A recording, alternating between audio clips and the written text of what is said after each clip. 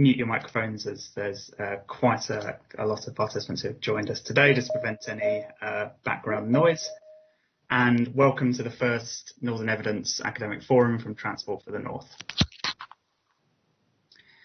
For anyone joining us today who may not be familiar with TFN, TFN is the subnational transport body for the north of England and is a partnership of elected leaders, local transport authorities, business leaders, Network Rail, Highways England and HST.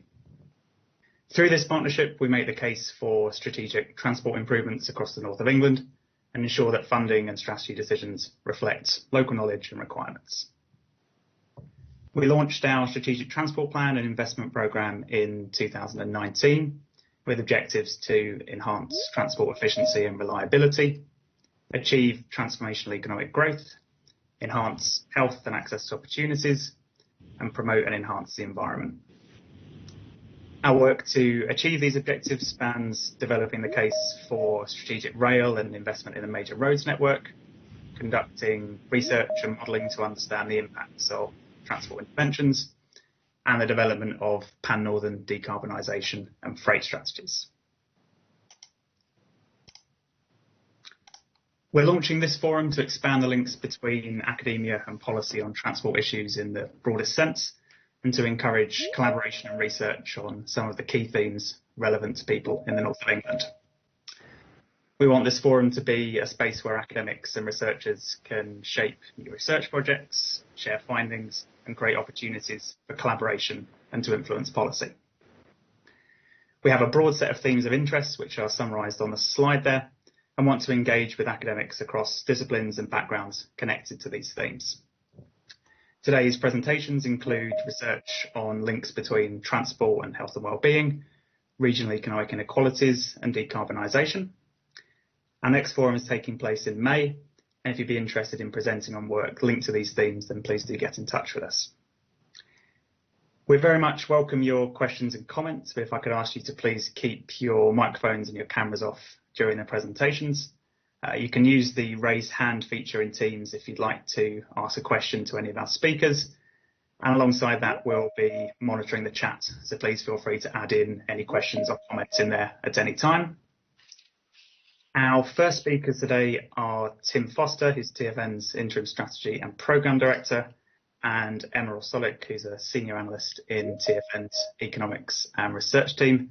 And I'll hand over to Tim. Excellent. Thanks ever so much, Tom, and welcome everybody. Thanks ever so much for joining. I think as this is the first session, we thought I'm going to start with some sort of very brief background about TFN's analytical work and really how we've gone about things to date, and a little bit about how we kind of want to work in future. And then I'll hand over to Emma to talk about particular kind of research priorities and projects that we're just starting to move into. So, yeah, I think as Tom said, TFN was very clearly established as a body that was here to make the case for transport connectivity and interventions across the north of England, and really in establishing TFN as a statutory body and thinking about the kind of work that we needed to do as a new organisation. Then evidence and the strength of the evidence was right at the heart of all of that. And from the outset, we really recognised that not only did we need to have a really robust and credible evidence base to really move the dial in terms of the case for and the support for really major transport changes and the radical transformational changes in transport connectivity, both north, south and east to west, but also in doing that, a really strong recognition from the outset that clearly this isn't just about transport, and a recognition that transport really is an enabler rather than an outcome of a much wider set of policy drivers, whether you're talking about, whether it's rebalancing or levelling up or closing the productivity gap or dealing with some of the broader societal and environmental issues around all that agenda. These really big questions needed to be played into the discussion about transport. We've always tried to take that kind of ecosystem approach. And I think thirdly, as really the first and still the only kind of formal pan-northern body operating at a regional spatial scale in this way, that we really needed to do that in a very collaborative way, and that's both with the number of partner organisations that support TFN and work very actively with TFN as part of a broader family, and draw very heavily on the work of our partners, but also with wider stakeholders, including other pan-northern bodies. So to do all of that, TFN, the starting point really was the Northern Powers Independent Economic Review, which TFN funded and commissioned, but did absolutely in collaboration both with the Northern LEPs and a much wider group of stakeholders. And the IER has become a really powerful focal point, not just for TFN, but for all sorts of bodies across the north, and a real sort of anchor point for local industrial strategies for strategic transport plans. It really gave for the first time that overarching economic analysis of both the kind of the strengths and the opportunities that could come from a more connected and more productive north. And that's framed everything that's in TFN's strategic transport plan, and has given us a really sort of strong framework for the strategic transport plan, which, you know, I think we are extremely proud of both the work that went into it and the impact that the STP has had, not only in setting out the transport opportunity and the connectivity issues, but actually being able to then reflect the role that transport plays in those much wider issues. So those two, the kind of the IER, the strategic transport plan themselves are really powerful. I think the third element of all of that is the development of the TFN Analytical Framework, and Jack Snape is going to talk you through some of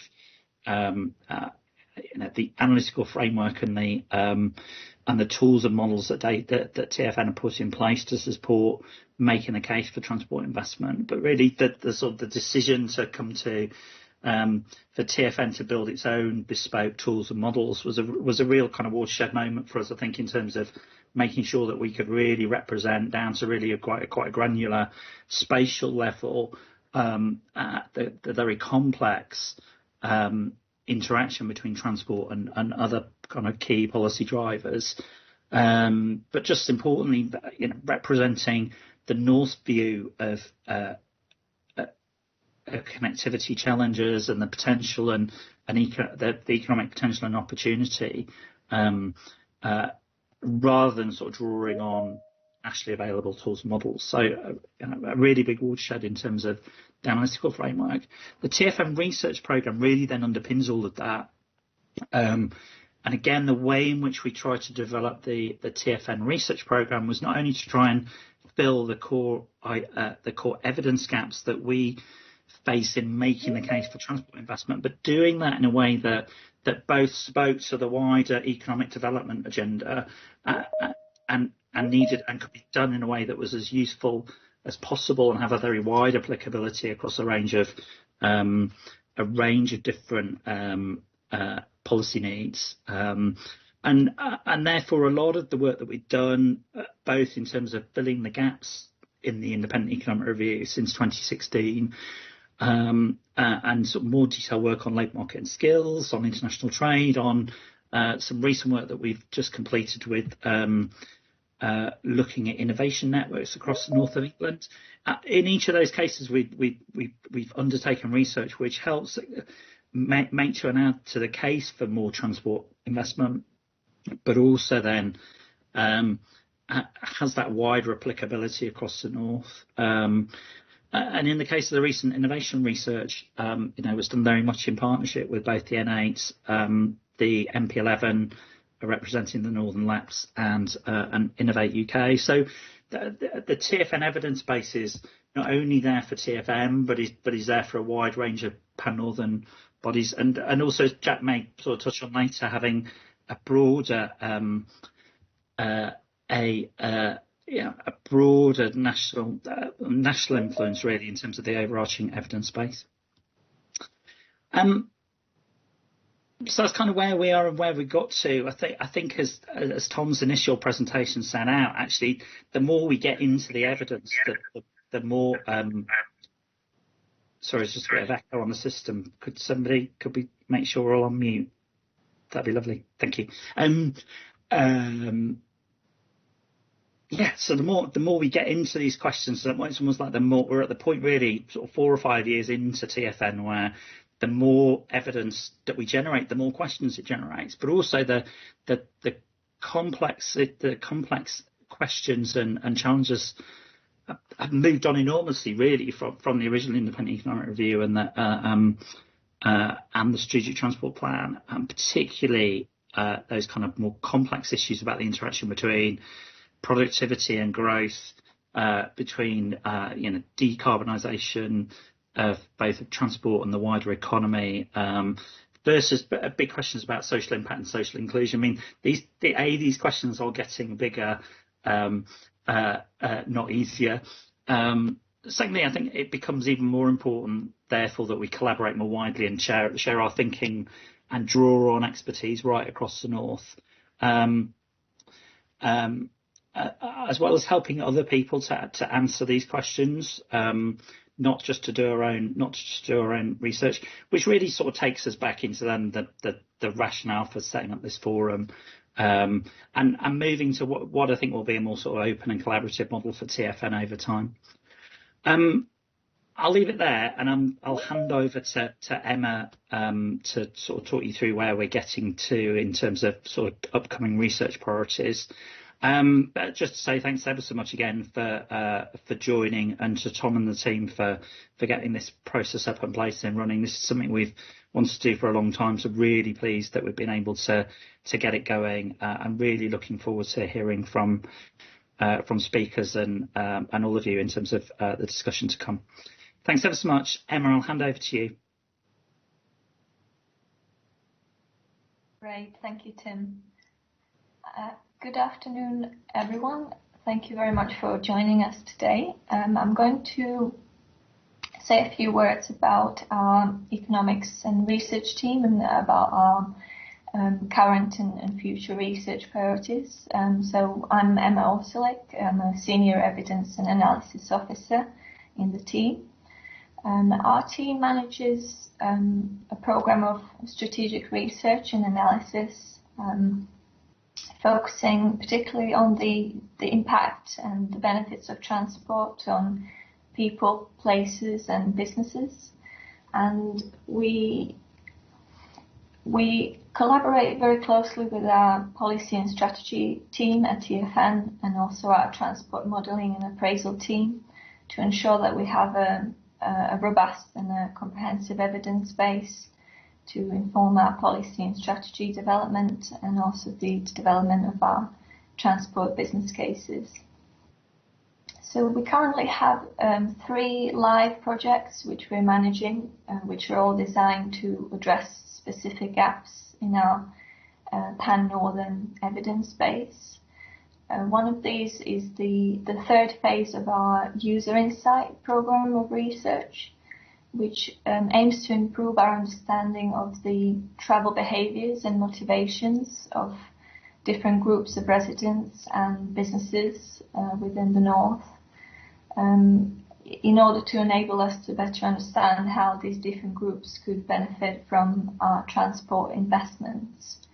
So the first 2 phases of this program of research painted a very comprehensive picture of the travel behaviours and motivations of northern residents across different socio-economic groups, leading to a development of 9 distinct transport user segments, which we've used in future research.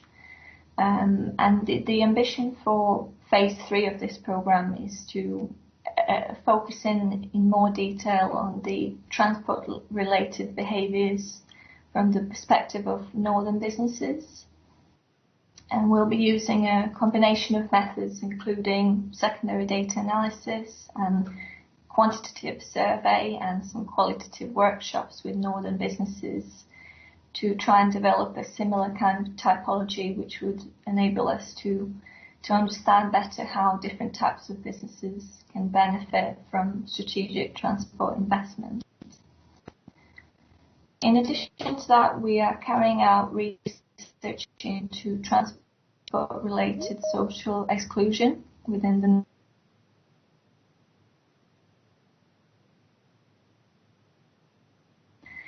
inclusivity, health, and access to opportunities for all. So this piece of work will also be using a mixed methods approach to explore the determinants, the consequences, the extent and the concentrations of transport-related social exclusion across the North.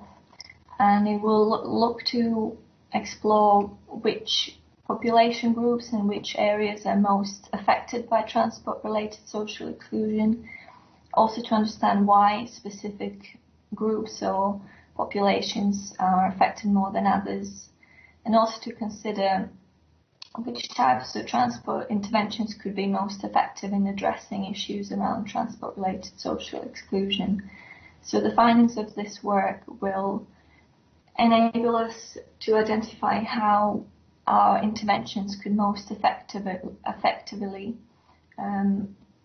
contribute to the achievement of our inclusion objectives, and the work will also help us to develop some metrics which we can use to measure progress towards achieving our inclusion objectives. Finally, we have a piece of research which is contributing to our NPIER evidence base, and it's focusing on the visitor economy and transport in the north of England. And this piece of work is looking to develop a profile of the visitor economy across the north, to understand its value, both in economic terms, but also in broader social, environmental and placemaking terms, to understand the relationship between the visitor economy and transport and the demand that it places on the transport network. And finally, to make policy recommendations which could support the visitor economy in the recovery period post-pandemic, and also its future growth.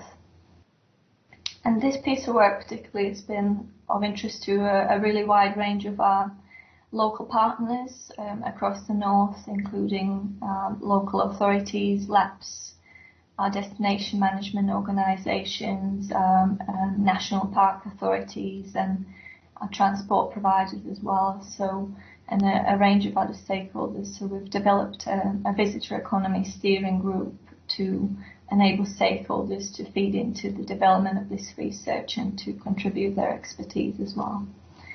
In the next financial year, we're planning to further expand our evidence base for the third objective of the strategic transport by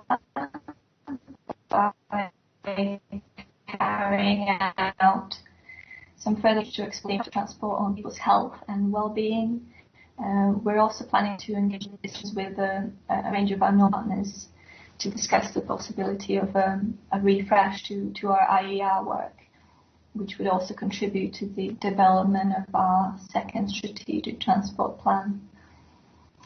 Our team also leads on developing and implementing a monitoring and evaluation framework for TFN, which is seeking to ensure that we have a cycle of evidence-based policy making embedded across all of TFN's activities. And as part of that, we are developing a monitoring and evaluation framework, which comprises a set of indicators and data sources which we'll be using to measure progress towards achieving our strategic transport objectives. And finally, we collaborate, as Tim and Tom have highlighted, with a range of our partners to share knowledge and evidence. One of the ways in which we do this is through our Northern Evidence Hub, which is an online platform which hosts up-to-date evidence on a range of policy areas which are relevant to Northern policymakers. and also through this academic forum, which we're very excited to be launching today. So I look forward to working with you all in the future, and I look forward to providing some future further updates on our research program at our future events as well. And without further ado, I'll hand back over to Tom to introduce our next speaker. Thank you very much to Emma and Tim. Our second presentation today is from Professor Philip McCann, who's the Chair in Urban and Regional Economics at the University of Sheffield. So I'll hand over to Philip. Okay, Tom, can you hear me okay? I've had some internet connection problems this morning. Can you hear me okay?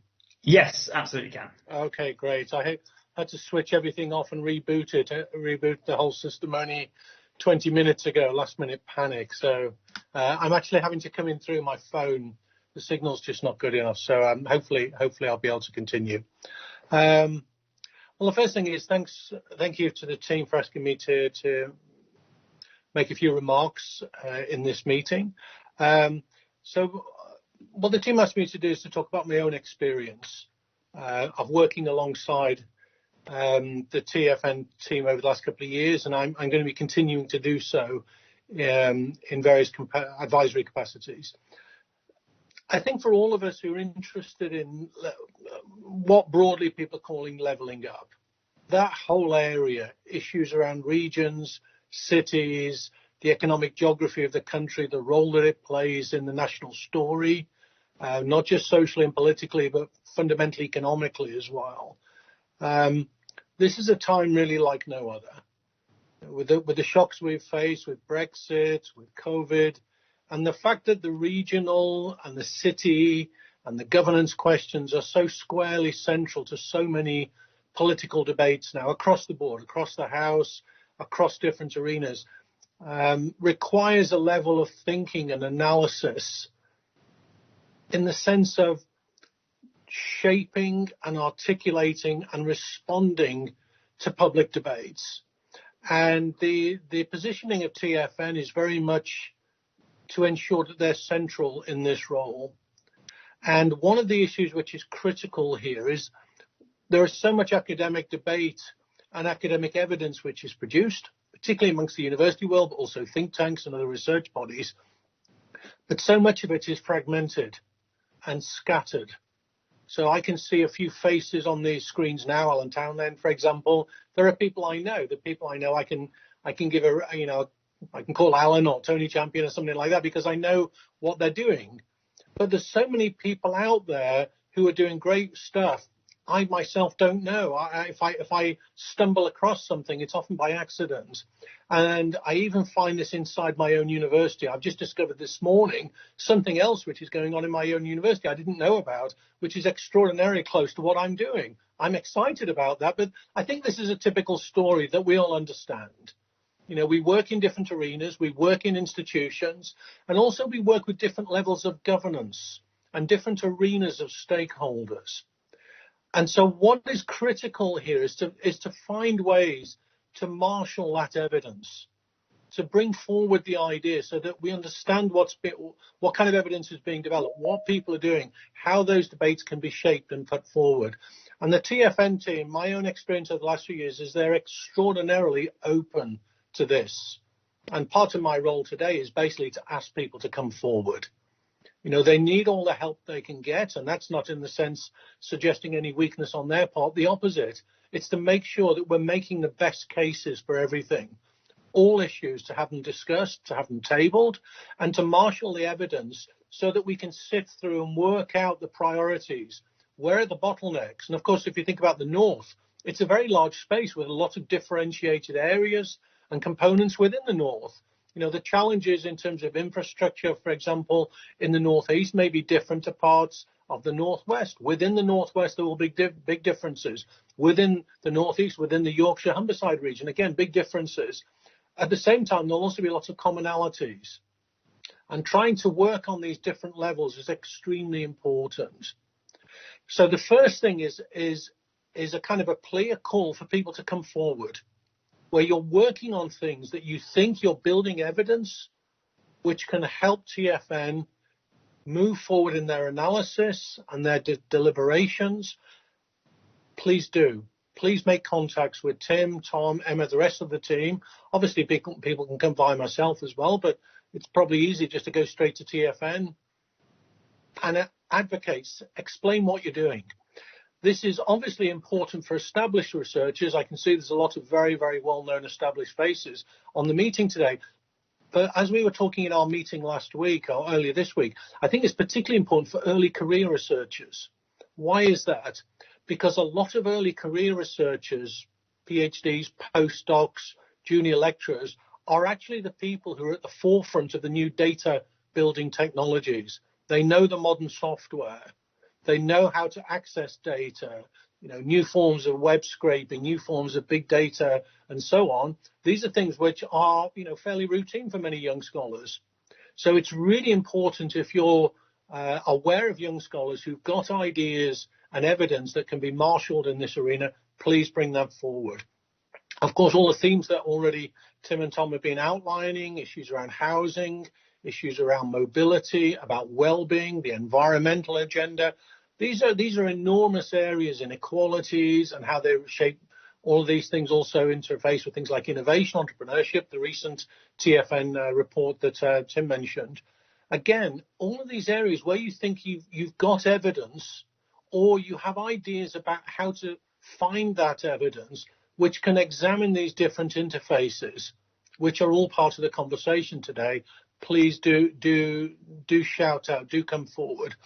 And traditionally, we know a lot of infrastructure has been historically thought about in a rather mechanistic way, kind of a fairly undergraduate level, cost-benefit analysis type of framework that will do the job. Of course, what's happened in the last 5 or 6 years is that thinking has changed dramatically, is we know that will not do the job.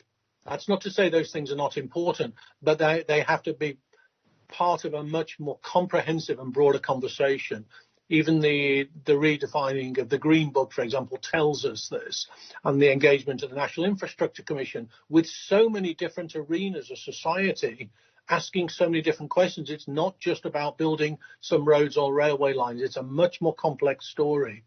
Think about interactions with the real estate industry. What are investors thinking about? It's not just about building terminals, but who's going to invest in those places? What kind of jobs are people hopefully going to be doing in those places? What are the financial markets thinking about? These are all areas that are on the table now in a way that, in terms of conversations and policy making, probably weren't even as recently as 5, 6, 7 years ago. And then, of course, the other huge change is the whole question of institutional and governance changes.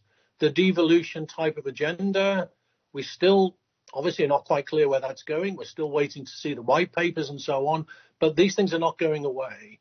And so what's also extremely important is capacity building at multiple levels. This is no longer just a central government story. It has to be at the city region level. It has to be at the local levels, and also has to be at the pan-regional level, which is precisely the space that TFN can fill. And so building those knowledge agendas that I've just referred to is fundamentally about capacity building. It's not just about reconnaissance. It's also about pushing the evidence to develop those deliberative processes. And this is absolutely critical. And it's not just a matter of northern universities and northern research institutes. There's people nationally, of course, working on these things as well as internationally. But those who are interested in helping the agenda in the north of England, please, do come forward. The team are extraordinarily open to these things. So I think my final point is to think about these roles that we can play, all of us, more or less from 3 different perspectives. One is acting as kind of critical friends, looking at the work of TNN, thinking about it, coming back and saying, well, we think we can help you with this, or maybe that's not the priority. You need to focus on that, or the data you're using can be improved, or the methodologies, and we can help you with that. These are the ways forward to do that. So that's one, that kind of check and challenge, critical friend role. That's extremely important, and particularly given that so much of our knowledge and evidence is very, very fragmented.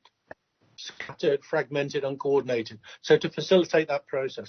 I think the second one is to link that to the question of priorities, developing a sense of what the key priorities are in particular localities. You know, the bottlenecks, what are the missing links or the bottlenecks that, you know, in a sense we ought to prioritize. Everything is important and everybody feels their field is the most important. Of course, that's true. But in the end, decisions have to be made. Budgets are there, cost constraints, and sequencing is also important. So to develop a sense of where priorities are and why, and to understand what might be the underlying kind of theory of change, the logic of transformation. Because, of course, anything that we're working on here at TFN, we're looking at medium and long term inherently, whatever those implications are. So to think through in terms of what you're working on, the evidence that you can marshal, how you can also make a contribution to those questions about prioritization, ordering and sequencing. And then I think the third element is the check and challenge critical friend role to contribute also to the kind of ordering, priority setting, sequencing type of agenda. I think those come together then to the final part, going precisely back to what Tim mentioned, to the notion of championing. What's the voice of the North? How does the North see these things? And I think already we know in recent years that these things are understood very differently from how they've been perceived primarily from the centre in Westminster and Whitehall. That's why we're in the situation we are today. And that's why it's a much more fluid environment. And from the point of view of researchers, the research community, it's actually a much more interesting and exciting environment. You know, things are fluid now. So there's an opportunity to shape the agenda and to shape the voice of the North in these areas in a way that wasn't evident several years ago. So those are my kind of three main points. And as I say, it's really a call to come forward, and TFN are very, very explicit about this. So I think I'll stop there, Tim, if that's okay, and Tom, and I'll hand it back to you.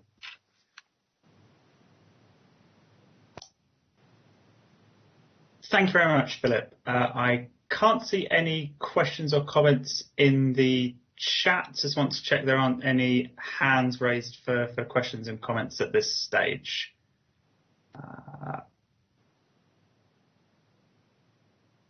None there at the moment. Okay. Our third presentation is from Jack Snape, who's the analysis manager of TFN's Technical Assurance, Modelling and Economics team. I'll hand over now to Jack. Hi everyone, pleasure to be here. Great to see so many people showed up today. So I'm going to talk about our analytical framework. As Tim mentioned, the system of modelling tools that we've been developing. I've got a few slides to share, and I'm going to highlight some kind of external facing work that we've got planned over the next 12 months and some opportunities that there might be to collaborate.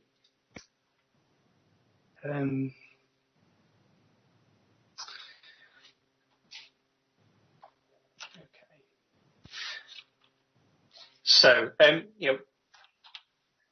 going to talk about what our analytical framework is for, which is around supporting decision making using data analysis, scenario modelling and economic appraisal. I'm going to talk a bit about what the framework includes, the types of tools that we use, and I'm going to talk about what we're planning to do with the analytical framework in the short and long term, with a focus on sharing and publication, because I think that's probably the bit that's of most interest to people in the academic community.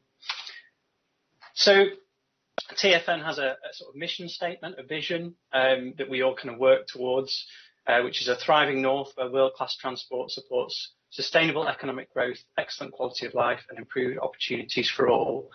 That's obviously a great statement. I think that's something that we all want to strive towards. But as an analyst, I think the key question is, how do we decide whether transport interventions, the things that we've set out in our strategic transport plan, are going to achieve this? To what extent will they achieve it? How will they achieve it for different groups in different places? And then can we decide what good looks like and do that kind of prioritization that Philip mentioned? So to help support this, we've developed what we call the analytical framework, which is a consistent approach to data modelling and economic appraisal across different travel modes and different regions of the North. This is a sort of high-level schematic of what the framework looks like. So we ingest data and future travel scenarios, which I'll talk a little bit about on the left-hand side. This goes into the big kind of engine room of the framework, which is the forecasting system, which includes a number of modelling tools And we've split this into different tiers because different modelling tools have to have different focuses and different priorities. It's kind of like a system of systems approach. So on the top tier, we've got the economy and land use modelling system. So that includes NELAM, which I'm going to talk about. It's our Northern Economy and Land Use Model, and the Great Britain Freight Model, which I'm not planning to talk about in detail, but that's a really important tool. It's consistent with the approach that the Department for Transport and Network Rail use for their freight modelling. We have a lower tier, which is about the sort of detailed transport system. So very, very detailed representation of the rail network, including all the rail stations, including passenger demand flowing through that network, and also the road network, so representing movement of cars, vans and HGVs across the region, from kind of local roads through to the major road network and onto the strategic road network. And in between those, we have the kind of the glue that binds them together, which is the Northern Model integration tools. And this has been the key thing that we've developed in-house with our team of data analysts and data scientists. So this is a suite of Python scripts, some of which that we're hoping to make available publicly, and I'll talk a bit about that later. But this is key to having a system of systems approach. So you have common interfaces between the top tier and the bottom tier, so that we can represent the transport network properly. But we can also look at how that affects the economy. What does accessibility mean for businesses and households, and where they might choose to locate? And how can we ensure that the representation of each of those in each of the tiers is consistent? So we have to have this kind of translation layer that moves data between the two sets of models. Once we've done a set of model runs, and we've looked at what the infrastructure, what kind of impact we think it's going to have, we feed that out into the appraisal system on the right-hand side and start to look at what value we think that might have for society in the north, for people, for businesses, and which interventions we think are most important. To talk through the data and the scenarios, I want to talk about some of the new work that we've done, where I think we've added some value. So on the left-hand side, we've developed a refined segmentation of users within our models. So we took as a starting point the segmentation that the DFT use, which is shown at the top. And our key kind of innovation is that we've added in representations of socioeconomic groups within that demand model. And for work-based travel, we've included an occupation-based segmentation, so we can represent sort of different skill levels of workers. We've also improved the area type segmentation within the north, so we can look at the core city centres and the rural areas in different ways. And we're working on car ownership as well, something I'm going to touch on in the next slide.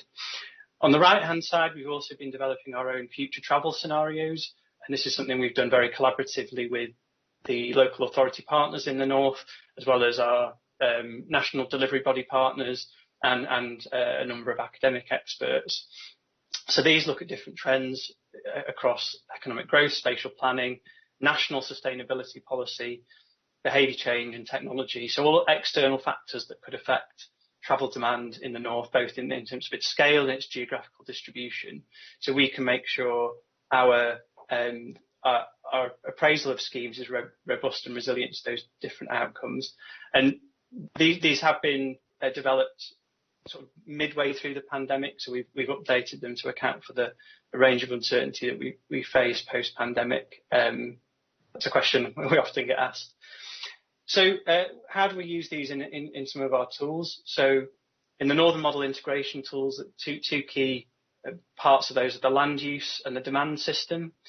So the land use tells us where people and households and businesses are located and are segmented in that segmentation that I mentioned. This is done at MSOA, so mid-level, super output area level, so quite fine spatial disaggregation across the region. We've actually developed these data sets at mainland Great Britain level, so we're actually looking at handing these over to other subnational transport bodies to save taxpayer money and improve the quality of their analysis. And once we've got that land use data, we can feed it through our new sort of transport demand tools to estimate how much demand we think there is for each mode of transport, each time period, each trip purpose across these different person segments. And we use National Travel Survey data to help inform this. So we derive trip rates and other travel parameters. We've got access to disaggregate National Travel Survey data to do that. And we're starting to synthesize in some other observed data like rail ticket sales and travel patterns from mobile phone data. A key innovation in this part of the analytical framework in the next year is we're going to develop a car ownership model, both for forecasting the impact on travel demand, but also looking at policies that could affect car ownership. And that's something that people may want to get in touch with about getting involved in. A really important workhorse of the analytical framework is our Northern Rail modelling system. So this is what we're using for the Northern Powerhouse Rail business case. This is a strategic variable demand model-based system. So it simulates mode choice. It looks at travel across different time periods within the day. It looks at movements from zone to zone. So it includes station access and station egress by different modes of transport. It represents the full rail timetable, so every service that runs on the network. And it models variable assignment and crowding, so people choose different routes depending on how busy the trains are. And that allows us to simulate the impacts of big, large-scale changes to the network, like Northern Powerhouse Rail, big kind of new routes, new stations. All of those things can be represented in this tool. Very much closely related is the Northern Highway Assignment Model. So Highways England had 3 separate models that represented the North, and we had difficulty working with those 3 separate tools. So we've taken some of the input data and we've integrated them into a single model. And we've done this in collaboration with the Department for Transport to make sure we're very much aligned to their topographies, their networks and their zones and that kind of thing. We've developed what's called a network builder tool that allows you to put different levels of spatial granularity into the model. So this can be used for both local authority level schemes as well as big regional schemes. So again, this is something that we think we can share with local authorities and help to save taxpayer money.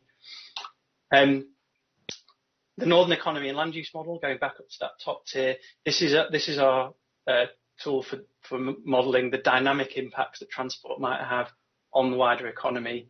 So it's a system dynamics-based model that's been developed by Steer, and we've been using for a few years. It simulates labour markets and land markets. It's integrated with our transport models so that we can have an accurate representation of transport accessibility. We use it for estimating the dynamic wider economic impacts, so things like dynamic agglomeration, clustering, employment effects. It includes relocation and displacement of people and jobs, as well as net effects, so it can represent net changes in employment as a result of transport schemes. So it simulates how attractive different areas become as a result of transport improvements, both households and to businesses. And we've linked it to a new wider impacts appraisal tool that we're planning to publish this year. That's a Python-based tool, so we own the intellectual property on that, and we can publish that on an open source basis. Another tool that we look at the back end of the process is our Northern Carbon tool. So this models different outcomes for the car and van and HGV fleet based on assumptions and scenarios about electric vehicle sales. So we can look at how we're going to meet our carbon targets. And we've been using this tool with some support from Decarbonate and Greg Marsden to develop our decarbonisation strategy. And that's something we're going to be publishing a draft version of at the end of March. This again is a Python-based tool, so it's something that we could potentially make open source once it's fully assured and signed off. Bringing all of this together, we've done a lot of modelling, but we want to understand what the value of the impacts are against the TFN objectives. So we support the population of a multi-criteria appraisal framework, looking at benefits to transport users, with wider economic impacts, some social impacts, things like accessibility and distributional effects, and environmental effects. And we've built in sort of common existing cost-benefit analysis government approaches, but we've also tried to innovate and build in new methods. So a really important example is land value uplift, a study we've been doing with ITS Leeds, John Nelthorpe's team, to estimate the impact of transport on the commercial and residential property markets and what that might mean for regeneration. I'm probably running out of time, so I won't go into all of the others, but there's lots of interesting work that we're doing here. We're doing quite a lot on distributional analysis, so using those socioeconomic segmentations in our travel matrices to disaggregate things like user benefits and wider impacts, and try to get a sense of who's going to benefit from the transport investment. Is it going to be people in lower income groups, middle income groups, high income groups? How does that vary spatially? Really important questions. So what we're working on in the next year is also bringing these together into a framework where we can look in the round across these key areas. How do different transport schemes perform, so we can get a kind of balanced scorecard of, are we meeting all of our economic, social and environmental objectives, and not just kind of focusing on transport demand and direct economic impacts. And we'll be working with our partners on getting that balance right between those different objectives. So the final slide, what can we do to make this available and get other people involved? So we're obviously keen to share with our local authority partners, and we think we're going to be able to share some things under license. There are some things that are sensitive and difficult to share, and those things we're obviously using in our own TFN work programs, but we're going to be working on how we can license things that use sensitive data to make it more widely available. Some things we can publish openly, so I've mentioned things that are developed in Python, things that use open source data, and we're working on some case studies of those with the Open Data Institute in the next few months. What we can try and do to make more of this stuff more easily accessible is gradually move more of the tools to using open data and open source software. That's an objective that I'm setting for the team, to try and push us in that direction, because the more we can share, the more value we can get out of these tools. But some key examples in the next few months that we're hoping to publish: the land use data I mentioned for 2018, the equivalent base year travel matrices for 2018, our future travel scenarios, and that wider impacts calculator tool. That's it for me. Sorry if I've overrun a bit. Thank you. Thank you very much, Jack. Absolutely perfect for time, so thank you for that.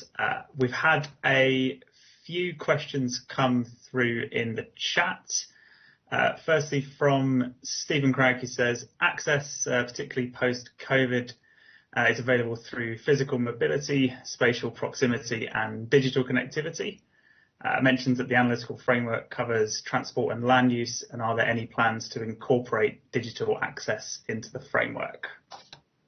It's a really good question. I think not imminently. I think we could perhaps look at, I think there is reasonably good data on broadband access spatially, and we could perhaps look at the extent to which that affects travel demand. That might be a route we could go down. I think one point to make that we are definitely including is we're including a wide variety of home working scenarios in our future travel scenarios. So we're looking at the impact on all trip purposes from the new ways of working. So I guess indirectly we're factoring digital connectivity in that respect. Thank you. And as a follow-up to that, a positive comment on the use of open source tools, and how you're sharing GitHub or something else. Yeah, we are using, well, for code, we're using GitHub. We're exploring what we do about data. We might just host that directly on websites, right? Because GitHub can't handle very big files. Thank you. And a question from Julian Laidler.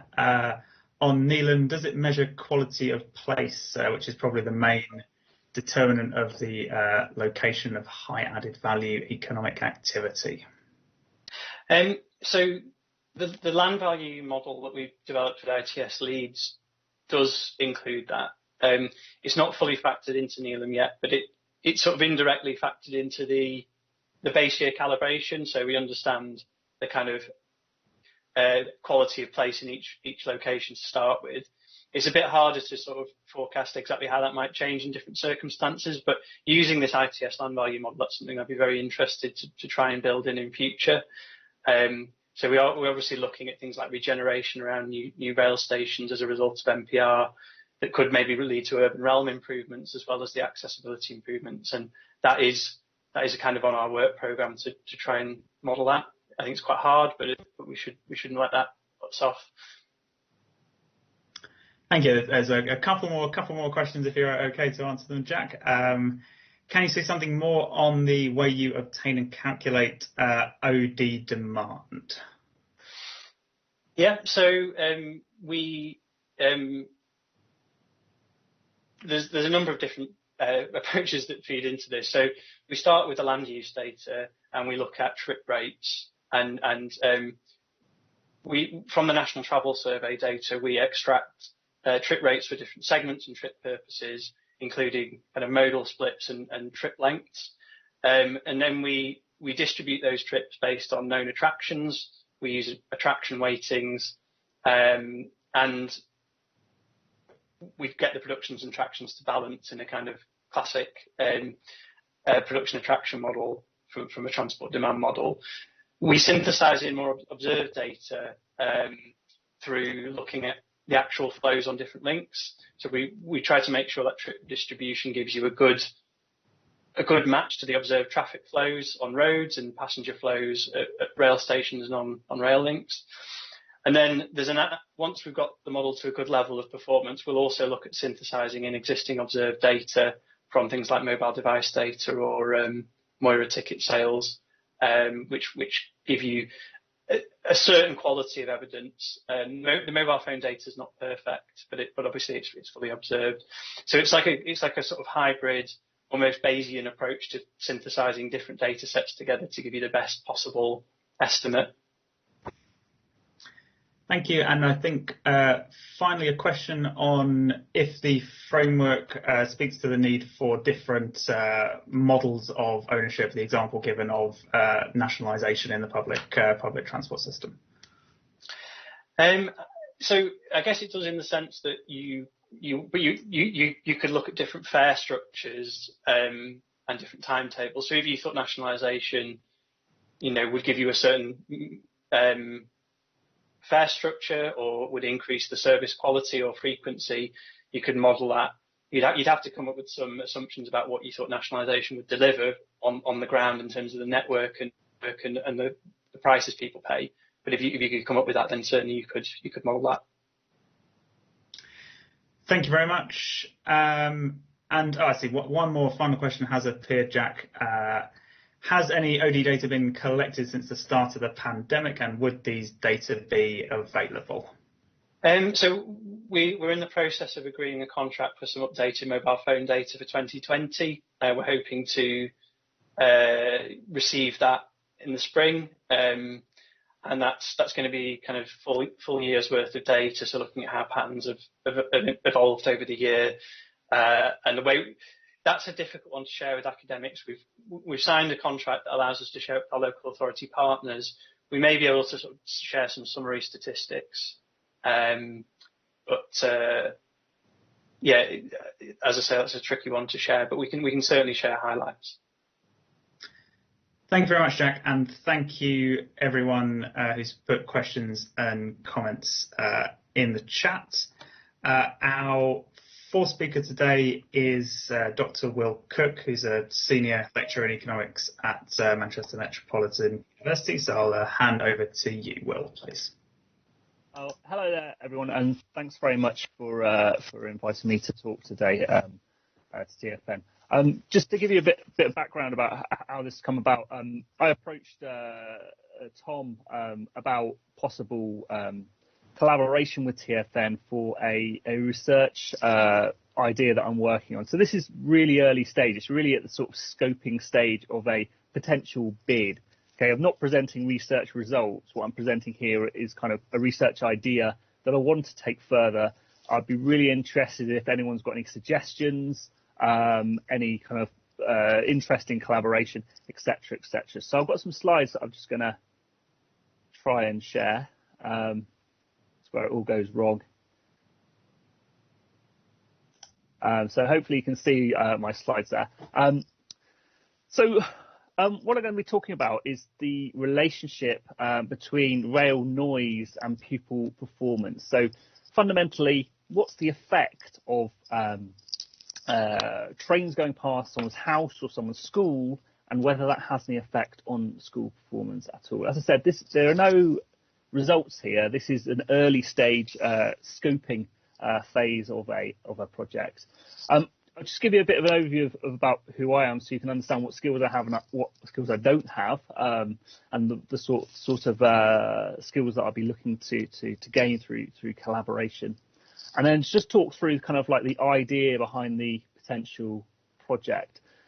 So just to tell you a bit about me, my background's in public policy economics. I was a professional economist in government before turning to academia. My main sort of research interests are around econometric modelling of large data sets, so particularly the National Pupil Database and health data sets like the UK Biobank.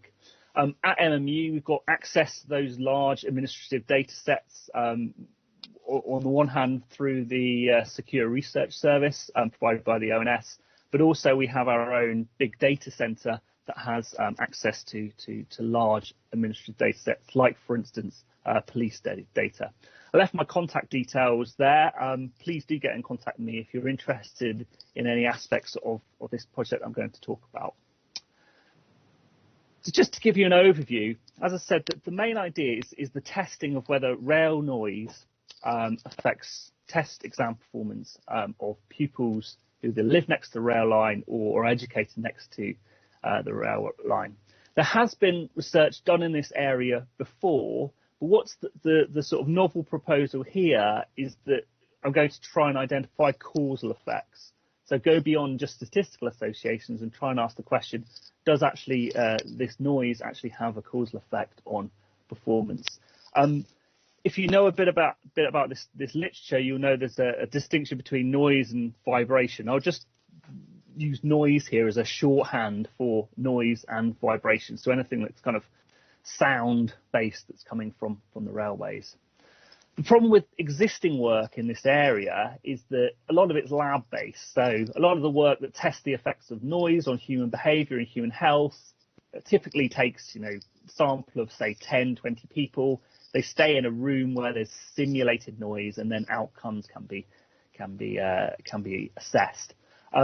Many other studies in the real world are not really causal studies. They've just looked at whether people who live next to rail lines have worse outcomes than compared to people who don't, so statistical associations. Thirdly, there's very few studies that have been done on children. Most of the studies in this area have been done on adults, and this has been identified as a particular evidence gap by the World Health Organization and in recent systematic reviews by DEFRA. There isn't just very much good evidence on the effect of rail noise on cognition, on mental health in adults, and certainly not in children. This was noted in the High Speed 2 impact assessment, where it was found there wasn't really any evidence to go on in terms of determining what would be the effect of high-speed rail on, for instance, children's school results. But there's also wider implications of this question. So on the one hand, being informed about whether rail noise affects children's school performance can tell us about whether other sources of noise might have these effects, like, for instance, air travel. But also it might tell us whether disruptions to, say, children's sleep might affect their education, and whether actually interventions on improving sleep might improve things like education performance, and particularly educational inequalities. And that's really where I'm kind of directing the impact around education policy. But it also has implications for instance, rail and air scheduling. Is it done at night or is it done in the daytime? Being an economist, I'm always thinking about how this affects kind of costs and benefits of appraisal activity as well. And it also might justify the case for mitigation investment in terms of reducing vibrations, or it might affect things like planning decisions as well. So just to give you an overview of how we come at this from an education policy point of view, economists tend to think of schools as being like factories where they're producing like an output of test scores or GCSE passes but those outputs are determined by a function of all the different inputs going into that process. So you can have individual level inputs, household level inputs like parental involvement, and the more kind of focused on by policy, school level inputs like the quality of teachers, or the area levels, so the quality of the local economy. A new sort of focus in education policy is looking at environmental factors. So there's some really recent research that finds that air pollution affects children's cognitive ability, and also the day of the test performance. If they have a particular day when the air quality is bad, children tend to do worse in tests. There's also research that relates temperature to test performance. And there's some research from the States that's found that daylight saving time can have an effect on how children perform. So there's all these kind of minor sort of environmental effects that might add up to something a lot bigger. And the question of noise and how that affects children fits into that sort of space around environmental effects on children's educational performance. But it operates at different levels. So it can operate at the household level if you live next to a rail track, at the school level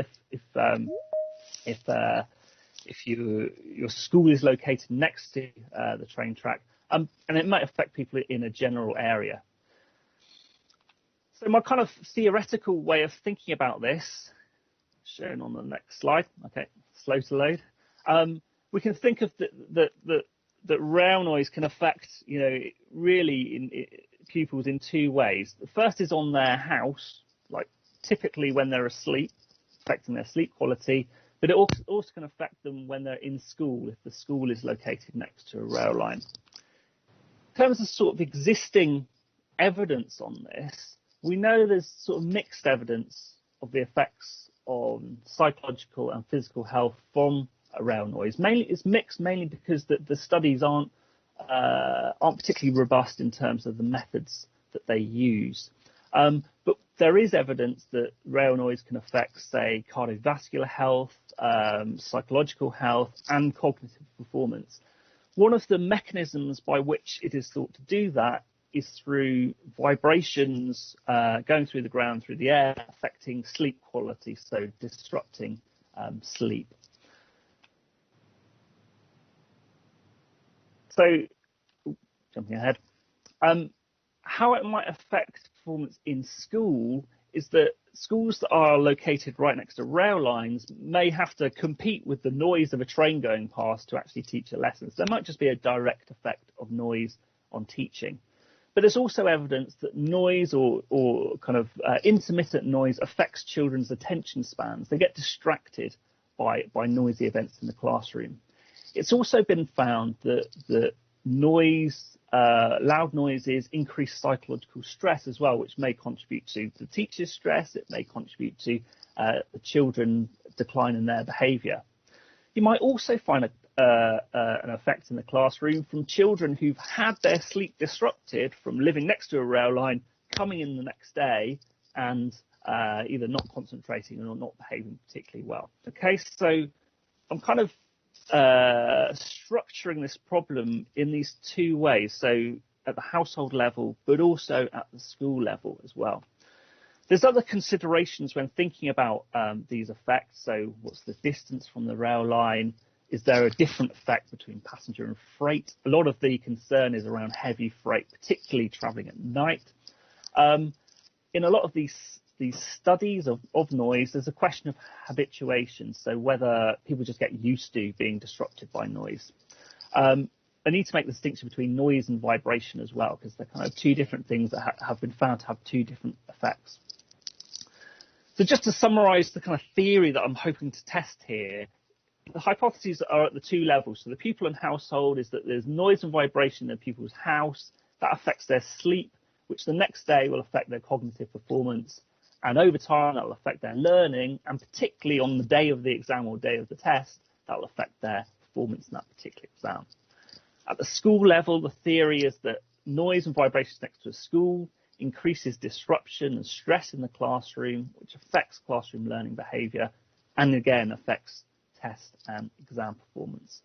So that's the theory to be tested, and this is not new, this sort of idea. The challenge is designing the method that can link railway noise to pupils' performance. So most studies that have looked, I say most, there's not actually been that many studies that have looked at this particular issue with respect to school children, but all of them are based on what I call a naive approach, or what we call in economics a naive approach, which is really just comparing pupils who are exposed to noise versus pupils who are not exposed to noise, and comparing their outcomes maybe with some statistical controls in a regression or a matching model. Those sort of models, economists are always kind of doubtful about those sort of models because they're very likely to be biased by things that are not in the model, so confounding factors. So what I'm hoping to do is use causal methods based around what we call fixed effects models. And what fixed effects models is, they rule out things like the fact that people who live next to a rail line may be just different from people who don't, and to rule out the idea that a school next to a rail line may be different from a school that is not. It fixes the effect within those units. So we're comparing over time in, say, a family or a household that's located next to a rail line, or a school that's located next to a rail line.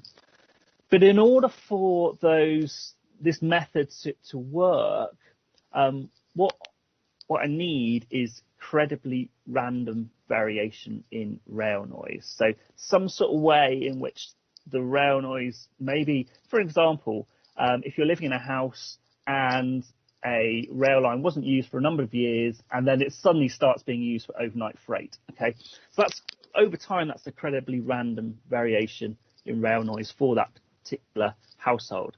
And in fact, that example did happen. The example I've got there in the right-hand corner is a unused rail line in Scotland that was brought back into action a few years ago. To use freight trains. I can't remember the details, but it was from a particular plant, I think. And residents along that rail line noticed the new use in heavy trains going past their houses, and there has been a lot of concern about that. So I'm really looking for examples of that sort of thing, where new lines have been put into use, or in the higher example, the House of Commons Library screenshot I got there. There was an upgrade on the Great Eastern Rail line that intensified the use of freight services and increased the overnight frequency of services. Again, that's a incredibly random variation over time within a particular area that can be exploited to find the causal effect of rail noise. So if people have any kind of examples of those sorts of things, when the usage of a particular line has either stopped or has increased by a lot or has started again. So that's the idea behind the method. Then comes the question as to whether the data is available to answer this question.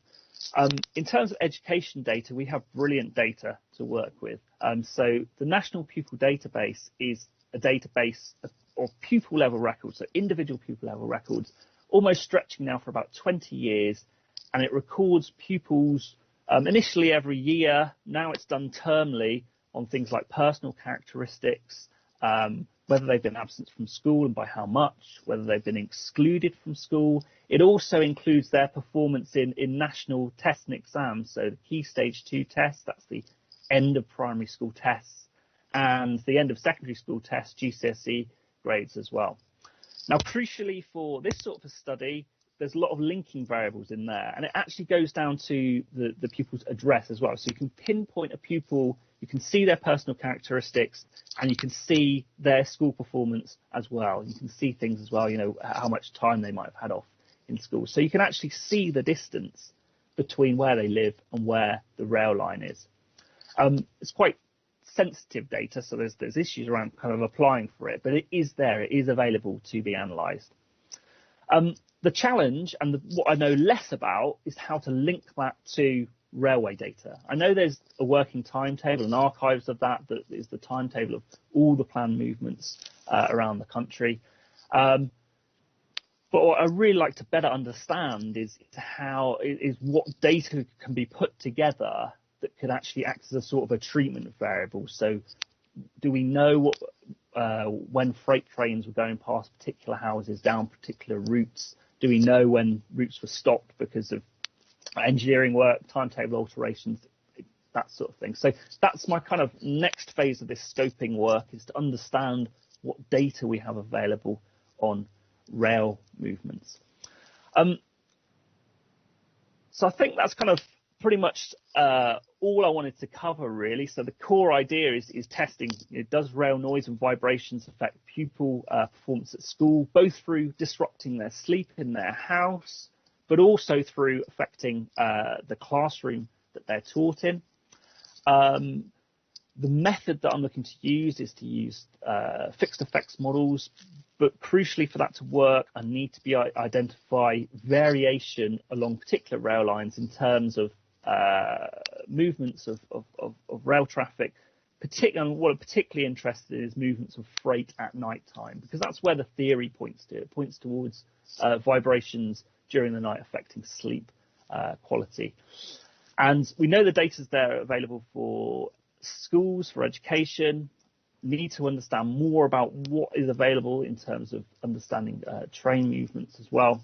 The next step for me is to kind of work on that a bit more, but with the ultimate aim is that I'm aiming to make a research application to ESRC if this works out, if it does make sense, probably for the secondary data analysis initiative.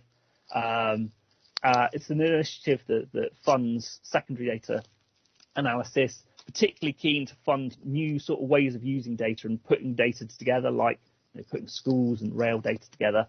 And it's also all about impact and involvement of third sector partners, which is one of the reasons why I approached TFN in the first place. So I really appreciate you listening to me today. There's my email address. Do get in touch if you have any questions or comments, suggestions, or you're interested in collaborating on this. I'll be really keen to hear from you. So thanks a lot. Thanks very much for that. Well, it's a very interesting presentation. There's a few questions and comments which have come in the chat. Firstly, from Ian, a comment around the impact of construction traffic and work sites near schools and the impacts of that. And I think broadly, if that's something that's going to be considered within the scope of your research. Sorry, can you say that again?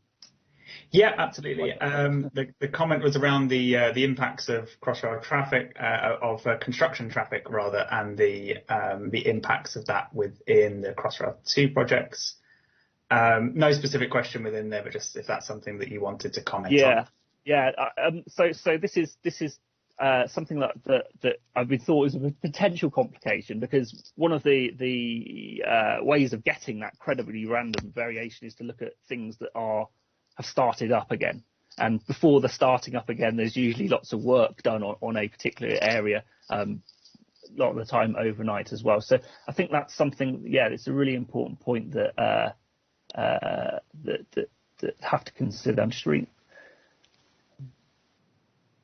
Yeah, so that's good to know that it's something you have to consider. I'll look into that. Thanks for pointing that out for Crossrail. Yeah. Again, a question from Anna on comparing the impacts of rail versus road, and if you're aware of evidence on negative consequences of children living or studying close to rail versus those living or studying close to road traffic.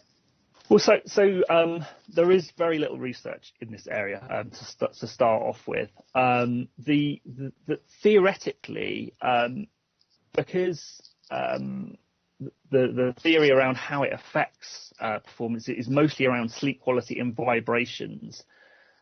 The thinking that I've seen, it's not mine, but what I've seen written is that there's less risk from road, because there's not so much vibration. Unless it's a very heavy lorry going along a road and you live right next to a road, then there's probably less disruption coming from the road. again, it's not an area that has a huge amount of evidence in, unfortunately. And a comment from James around a power station closure with coal freight no longer using the line, and would that be a sufficiently random example to test changes in performance?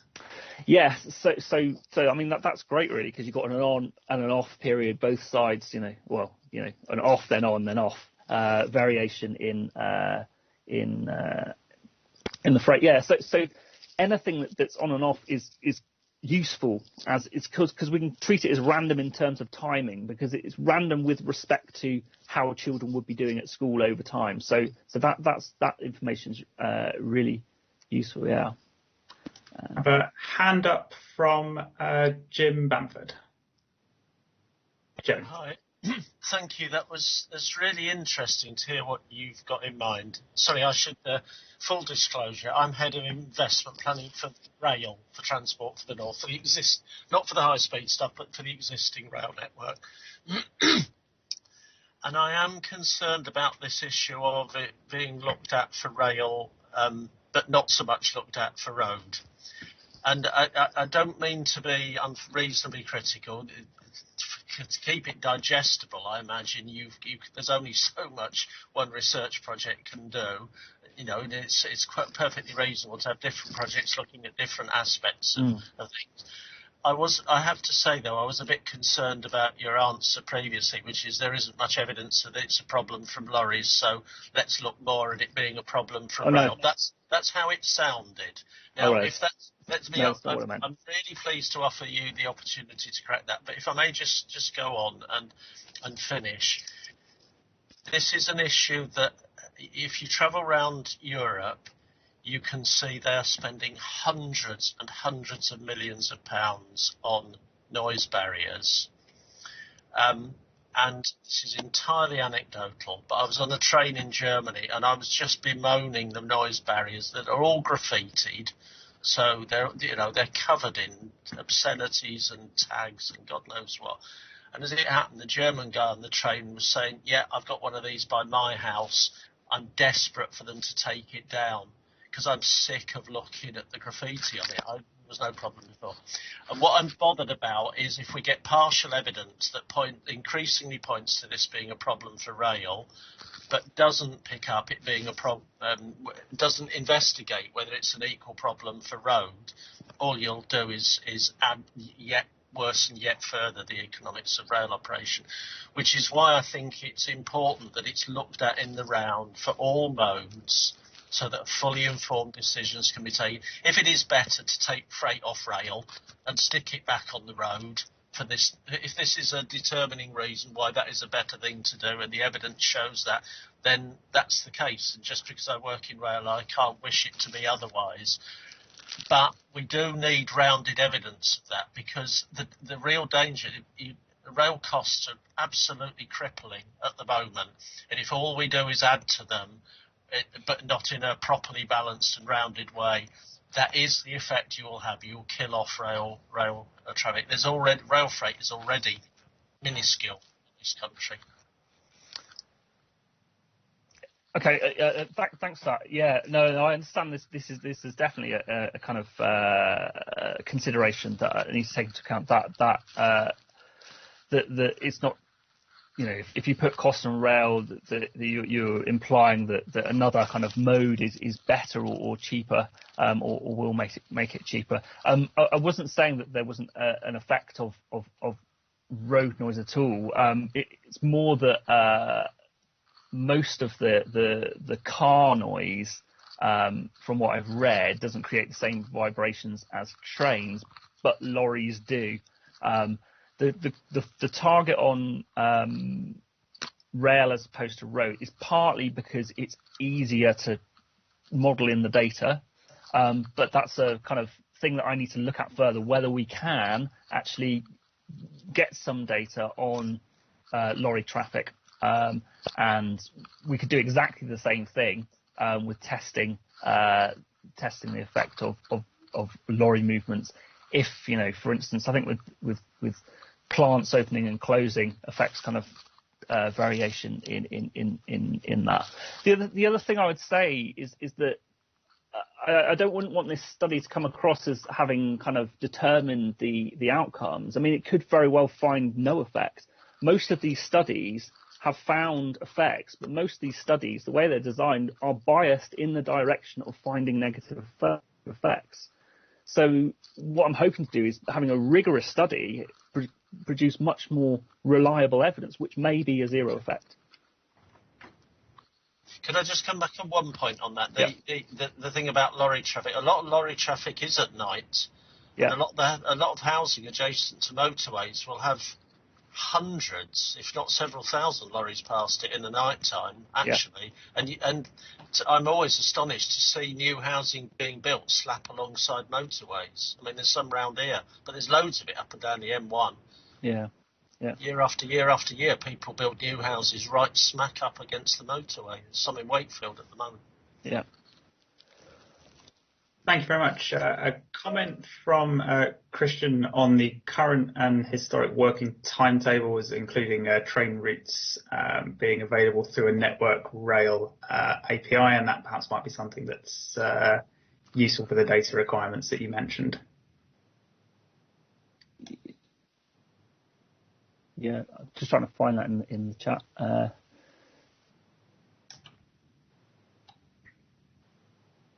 Sorry, I can't find that in the chat. No problem at all. It was a comment and a recommendation rather than a question. So it will be collating these, and we'll pass them on to you. Okay.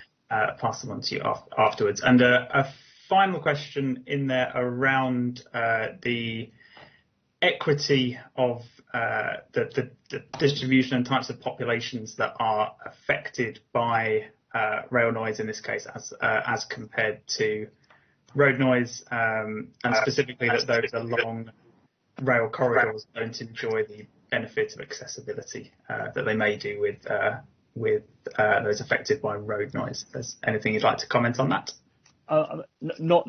No, I've got no comment on specific, but it's a useful point that definitely I'll look into further. Okay, thank you very much, Will, and thank you everyone for your comments and your questions. Our final presentation today is from Professor Greg Marsden, who is a Professor of Transport Governance at the Institute for Transport Studies at the University of Leeds.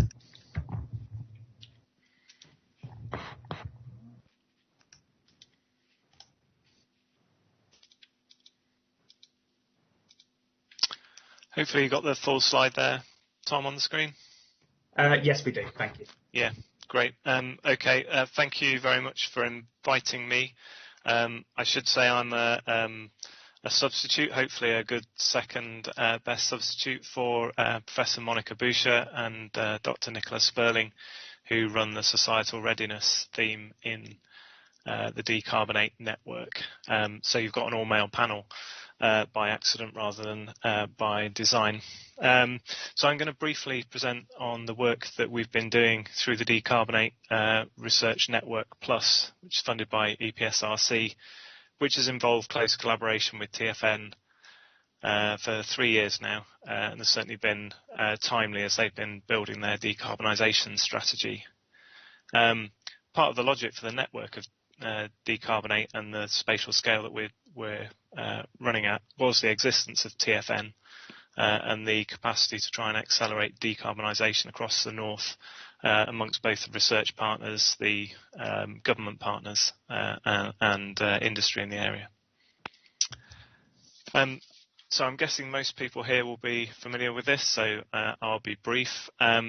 So this is the carbon pathway trajectory from the Committee on Climate Change's 6th carbon budget report. It's not the TFN trajectory that will be coming out in the draft strategy shortly, but we have to go from 4% reduction over the last 30 years in surface transport to anywhere between 4 and 14% per annum, depending on whose version of a credible Paris compliant pathway you want to sign up to. Both of those look like quite significant step changes in performance to me. The Committee on Climate Change suggests that 30% of the carbon mitigation that we need by 2030 is going to be demand reduction, by which they mean both mode share and travelling less. and about 38% of it's going to be EV mode shift. So it's a mixed strategy that's required. It's action on all fronts, not one or the other. And the talk today, called Behind the Curve, has got two different meanings. First of all, we're behind the curve in terms of whether we're actually going to make the progress that we need.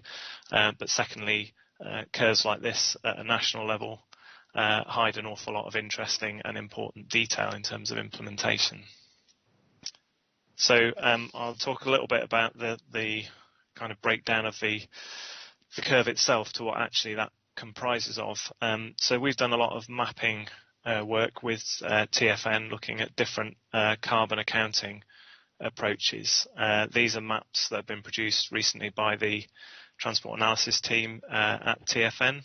They show territorial-based emissions per capita, the chart on the left, and CO2 per kilometre travelled on the right, given the different fleet mixes, age of vehicles and types of movement in the different places. So what can we see? The start points can differ by a factor of 5 to 10 in terms of their emissions per capita, even between very similar types of places. We've done some kind of place mapping, place comparison. The variations can be plus or minus 40%, which suggests that it's not just differences based on place, but perhaps policies within places as well seem to be showing to be important. But some places have got much further to go. Some are heading in the right direction at the moment, some are heading in the wrong direction. So the curve is made up of all of this diversity. So we have to understand that variation if we're going to try and make progress, and for organisations like TFN to argue about what sorts of investments are needed quickest where. We're also focused on social and distributional impacts from other perspectives, and this shows miles travelled per person per year divided by income quintile. So this miles travelled by car in the different income groups. And so it's interesting to note that this has been falling for the top two quintiles substantially over the last 2 decades. So it fell 29% for the top income quintile and 12% for the second income quintile. But it also reveals when we talk about demand reduction and mode shift of, say, 30%, what we're really talking about is a much higher proportion of demand reduction and mode shift coming from the top two quintiles. Some groups already travel very little by car and may actually benefit from travelling more by car. So that curve looks very different depending on which part of the population you're talking about. And then obviously you've got to map that to where they're located spatially. And finally, on just getting behind the curve and understanding what those curves actually mean in practice, we're working with local partners to try and understand what this change looks like or could look like in different places. So the example that I've shown here is just one of a number, is of electrification. So, for example, if we wanted 50% of EVs to be purchased and in use by the late 2020s, that's not going to land evenly as things stand at the moment. So there's parts of our cities where domestic charging is not a problem. There's parts of it where it's looking very difficult indeed, on-street parking, terraced housing, flats, and there's large areas of private rented accommodation where even if you wanted to buy a car, you don't have the agency to install the charging facilities at the place that you live at the moment. So you end up with some pretty ridiculous solutions that you can see there at the moment. Point is, it's not going to land evenly, and so we're going to have a distribution of progress in terms of uptake and outcomes. So the decarbonate approach, which Monica and Nicola have been developing, as well as looking at place-based, is to move beyond thinking about whether we're technology ready to thinking about societal readiness. So the chart on the left-hand side is the typical technology readiness index. Their chart on the right is how that might be thought about in societal readiness terms. So what it isn't is a question saying, is society ready for this technology? But it's a question about how systems can be co-designed so they're more easily incorporated into everyday life to deliver good outcomes. So society might be ready for a particular technology, but if we haven't thought through all of the different adaptations that we might need to make, then it's not going to embed properly, and we're not going to be able to uptake it at the kinds of rates that we might need to. As a Research Network Plus, we fund various research projects. I'll share a few more of these in a minute. One example of our C-Core projects which uses something akin to the Societal Readiness Index has been on e-cargo bikes. So the focus of that project, and it was a pump priming study, was to look at a range of different use cases to try and understand not just e-cargo bikes for cargo, but what kinds of cargo work on e-cargo bikes, where are they being used at the moment, and where do people think the opportunities are to use them more.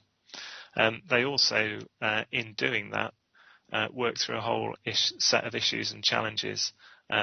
In particular, I think sort of risk assessment for businesses and legal issues, the nature of the business itself and its attitude to risk, whether it's got alternative businesses it can collaborate with on this, and the provision of infrastructure and the design of infrastructure to be capable of taking e-cargo bikes, for example. And you know, they looked at a very diverse set of cases from within urban Greater Manchester, for example, to the Cargo Dale bike initiative out near Todmorden, so out in the hills. So yeah, just an example of the way in which we can start to think about diversity in the adoption of decarbonisation opportunities.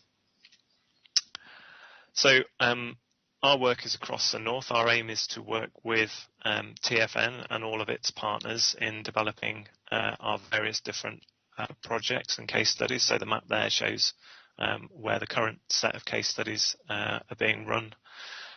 We've funded 10 projects. We've got another 5 which are in a process of developing at the moment.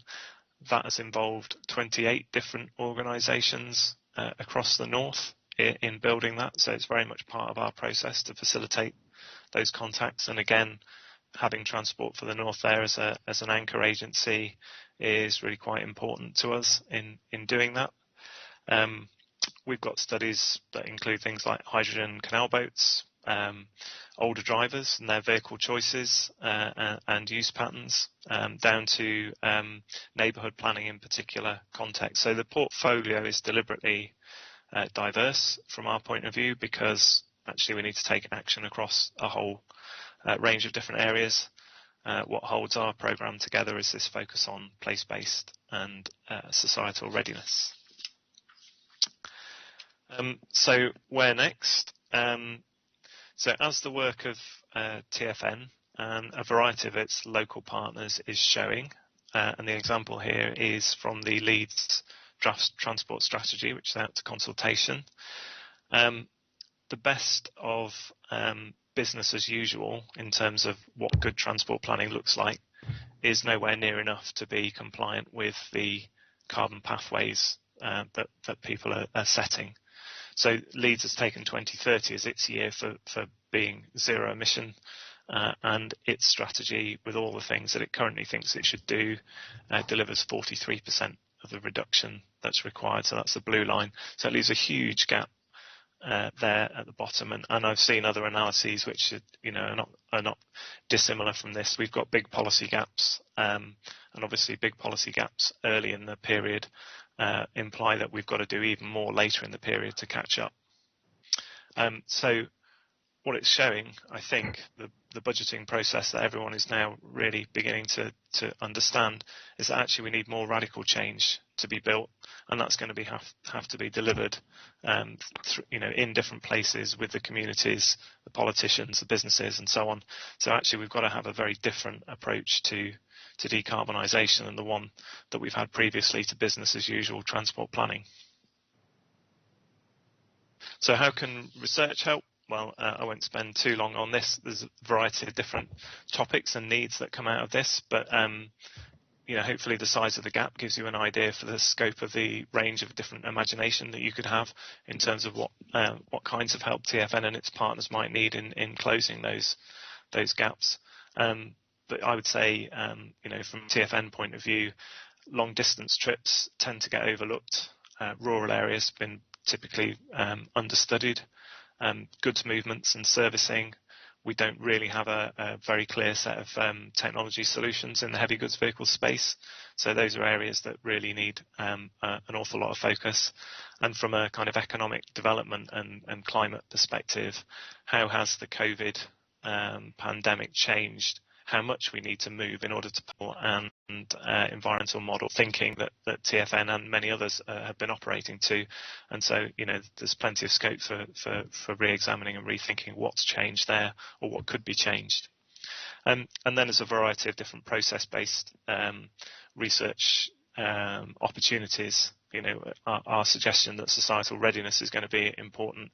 The scale of change, you can't just dump that level of scale of change on people and expect them to be somehow accepting of it. So how do we co-design that with different groups? How do we rapidly experiment and prototype and develop into wider scale adoption? So just some concluding remarks, which are probably more about where we are with decarbonisation than where we are with TFN. But we aren't decarbonising in a hurry yet. We're behind the curve in pace, and we're trying to get behind what the curves actually mean in terms of places and progress, but there's still more to be done there. I think if we're going to get anywhere close to the trajectories that people are mapping out, then we're going to have to start much more radical thinking about what needs to be done and when, where and how much we move in order to kind of meet our mobility needs. TFN, I think, has got a particularly important role to play in terms of its strategic analysis. Jack probably undersold just the level of quality of analysis that's been put into the decarbonisation strategy tool. It's not ready yet, but this is a step change above anything I've seen elsewhere in the country.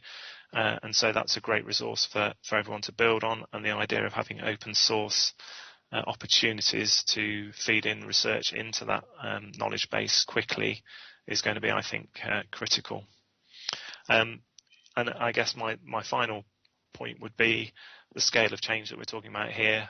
We're not going to find this in existing research papers or reports or trials or demonstrations, because we've never tried to go as far or as fast as the carbon trajectories are now implying.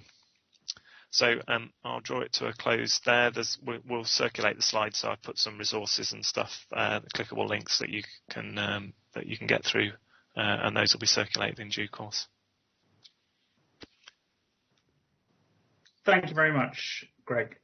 There's no comments in the chats at the moment, but a quick question from me. I was wondering if examples of more or potentially more radical change, such as that seen with walking and cycling in Paris over the lockdown period, if that feeds into understanding of social readiness for more radical change, and linked to that, if there are certain areas you think which are inherently more able to take on radical changes that are linked to decarbonisation. I think the cycling and walking is an interesting example of where people are being prepared to try and do things in a different way. I would hesitate to call anything that's happened in the UK a step change at the moment. I mean, when you look at the actual expenditure levels, it's less than a pound per head of population in the main urban areas that have received the Emergency Active Travel Fund. So there are some interesting schemes, there are some new ways of doing things, but it's yet to be at a scale that's particularly impressive. I think the thinking about use cases, I mean, is a good route into thinking about how we can scale stuff up. So we did some work on sharing a couple of years ago, and the sharing conversation quite quickly gets folded down into, well, people don't want to share, do they? But actually, if you look at how much sharing already goes on and in what context it already goes on, and you ask the question, how could we scale up that sharing? then you start to think about it in a different way. So, of course, not everyone's going to share everything, but let's try and find the cases where we can do it quickly and where we can jump on it. So again, thinking about process in a different way, I think is part of the answer. Thank you very much. And a couple of questions that have now come in the chat. Firstly, from James, a comment that the draft West Yorkshire connectivity strategy mentions a 20-fold potential increase in cycling. Something that James clearly supports, but how realistic do you think this target is? Really good question. I think we're at the point where different authorities are declaring what will need to be true in order for trajectories to be realistic with Paris commitments. And I think if we hold that as what needs to be true, then the question becomes, well, are the action plans that are in place sufficient to deliver on that? And if they're not, what else are you going to do instead? So I don't think they're necessarily credible in the way that we've gone about things at the moment, but nonetheless, we've got to set out the kind of vision as to what ambition needs to look like.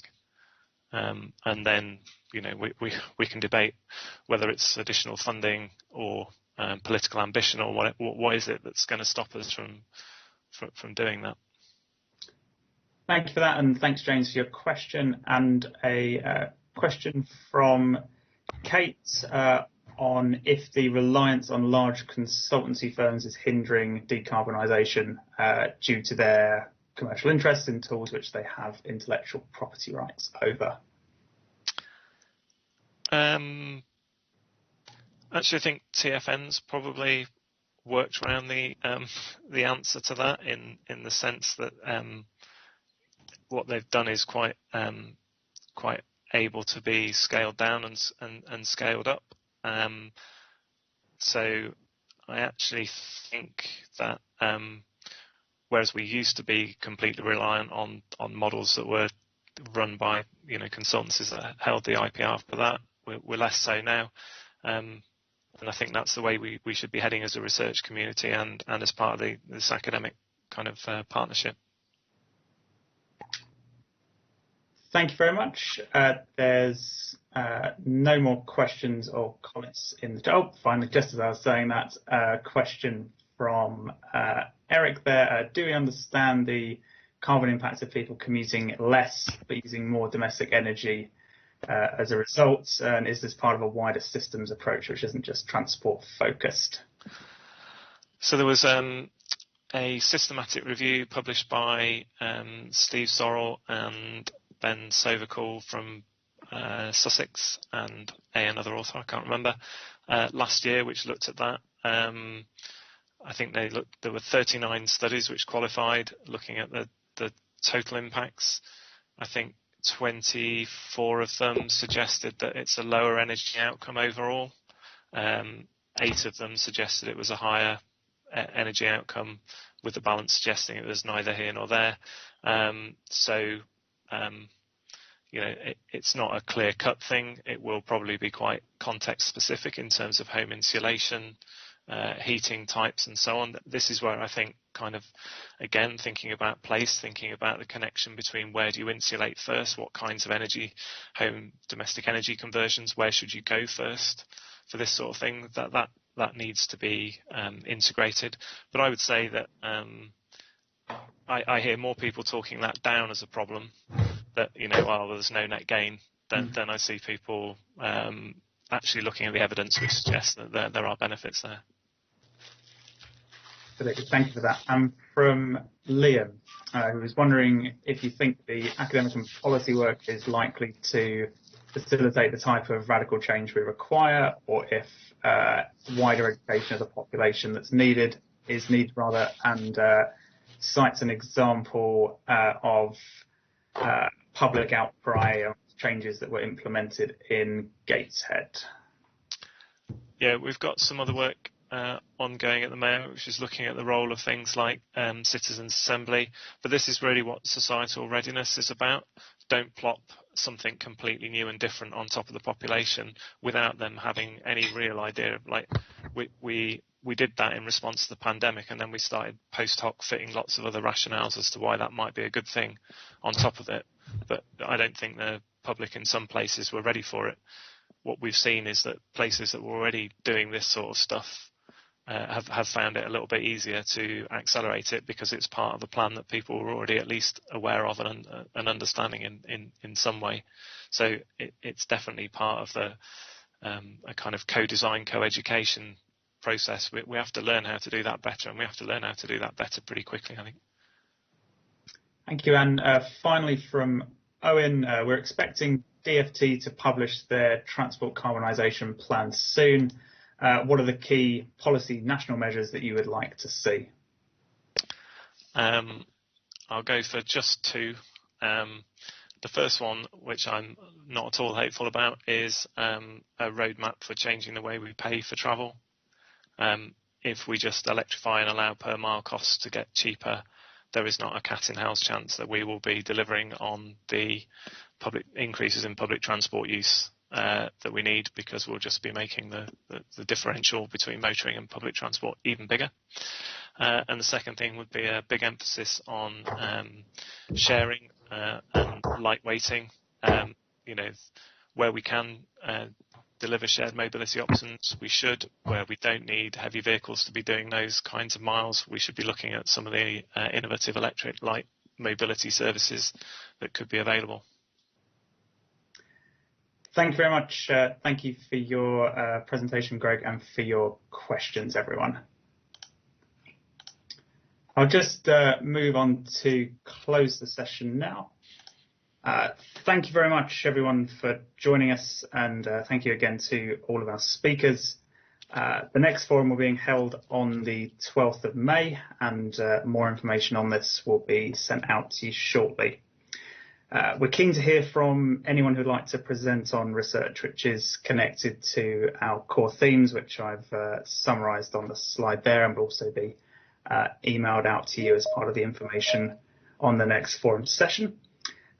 If you'd like to get in touch about this, or indeed if you'd like to provide any feedback or ask any questions about today's session, please email us at research@transportforthenorth.com. Thank you very much for joining us, and I look forward to seeing you at our next session on the 12th of May.